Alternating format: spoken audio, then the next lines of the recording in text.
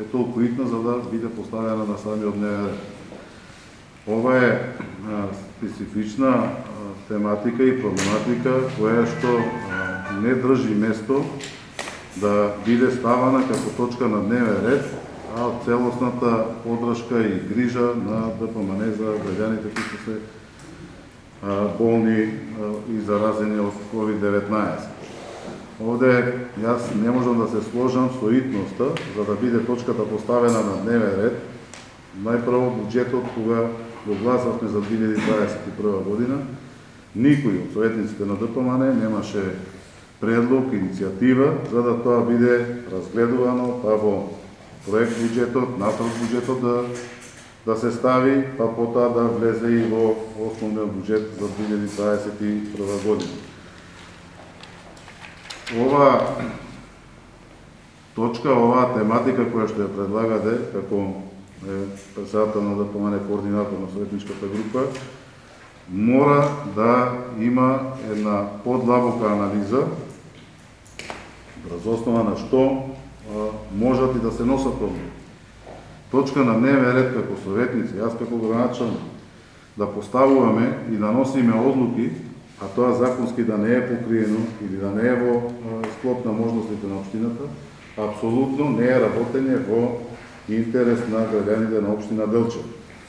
Затоа, значи, ваква одлука која се носи мора да по тој член до председателот на советот да се достави. Заедно после, мислам да ја проследи до мен, Комисијата за финансирање и буџет, заедно со Оделението за финансирање и буџет, да ја разгледа, да ги видат можностите на општината и колку може финансиски средства да се оделат, за да се предвиди дали може линеарно на сите да што се заболени за да купуваат одредени лекарства, витамини и сето тоа што значи терапија после зараза.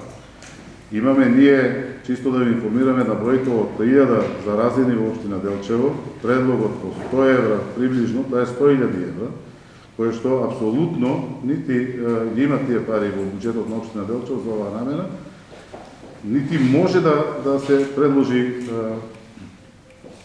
мислам да сразмерно да се носи некоја одлука линеарно на сите.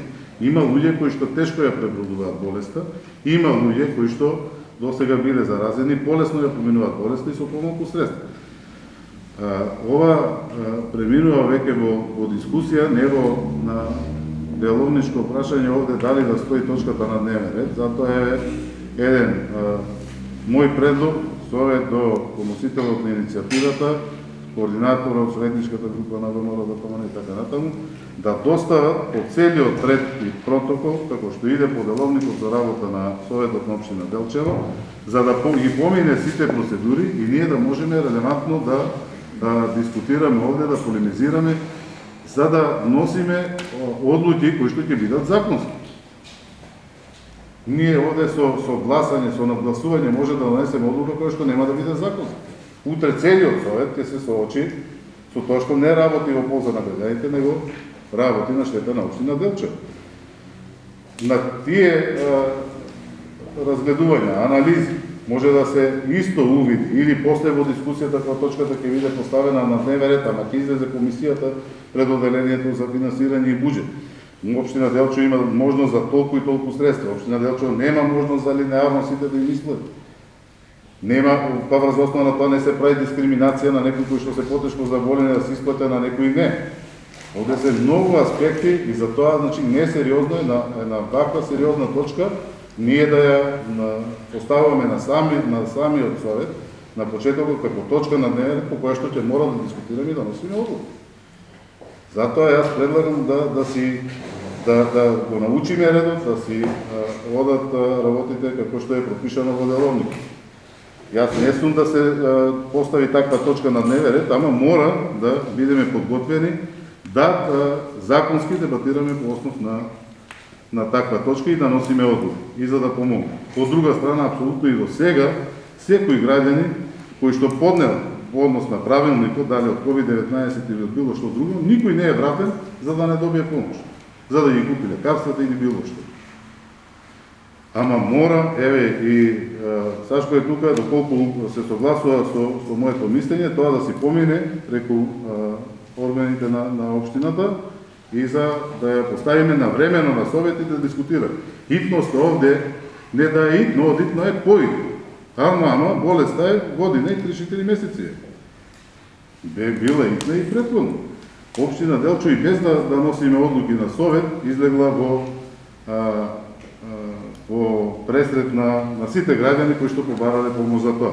Имате и вие дел одлуки, како советници донесени овде на советот, за лица кои што се сретнале со таа болест и кои што им требало помош. Затоа, ова е една сериозна точка на која што ниту ДПМН, ниту СДСМ, ниту јас како градоначалник не треба да тераме политика, него треба разумно, реално да ги согледаме фактите, аргументите и врз основа на тоа да ја поставиме на дневен ред да носиме после ваква точка да носиме одлуки. Благодарам.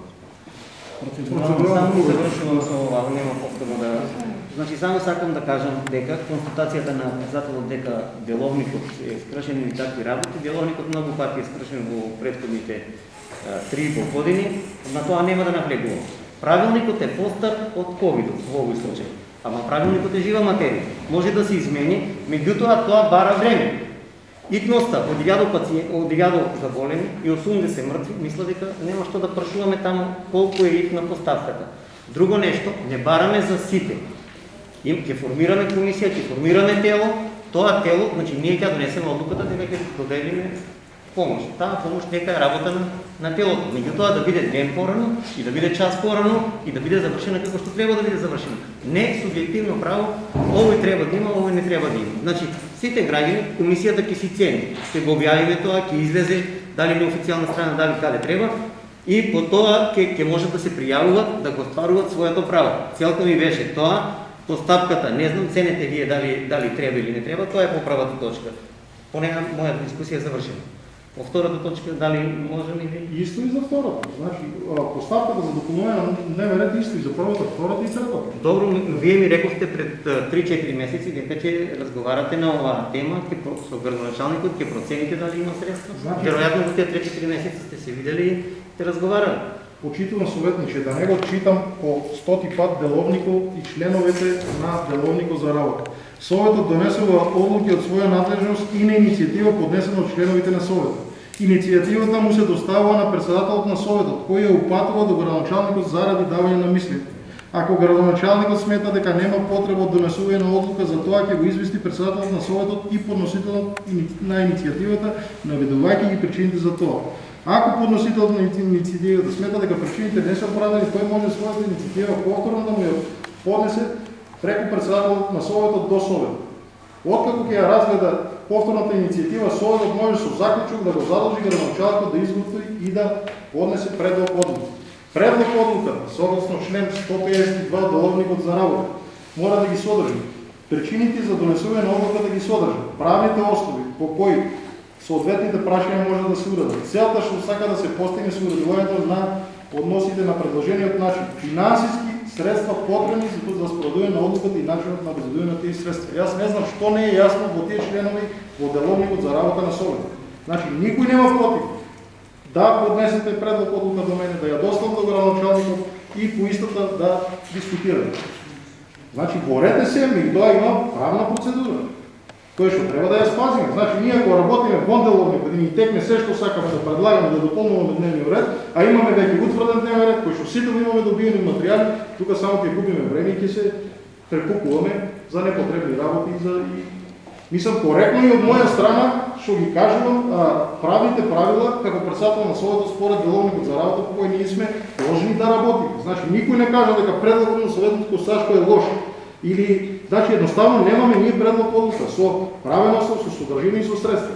За да тоа биде добро кажем, ќе поднесете до мене, ќе закажеме комисија за финансирање и буџет, ќе вклучиме сите органи и тела на општината, за да донесеме одлука која ќе биде законска, која ќе биде буџетирана и која ќе добре до граѓаните за да правилно тие средства кои што ги донесеме да стигнат до граѓаните кои што им се најпотребни. Точно е дека е криза, точно е дека е арматна, точно е дека приходите на општините се десеткувани, точно е дека глобалната економија на светско ниво е пореметена и сега не треба тука да правиме драми точно е итноста и алармантна ситуацијата. Меѓутоа, дај да одиме по правната процедура и да донесеме одлука која ќе биде во интерес на сите граѓани. Никој нема против дека треба да се помогне на регионите во ковид криза. Тоа е едногласно, мислам и на сите членови на СОВ. Ванчо, процедурално. Председателе, ја мислам дека инициативата може да биде во писмена форма и во устна форма. Значи, вие бете известни без разлика на тоа, не за сегашната оваа точка, него бете претходно имаше некоја инициатива од координатор. Значи, тогаш беше, може да биде и писмено, може да биде и устмено. Значи, вие требаше да се договорите со градоначалникот, мислам да разговарате со градоначалникот и да го дадете одговор, значи на таа одлука. Значи, јас го доставам на градоначалникот му треба предлог одлука.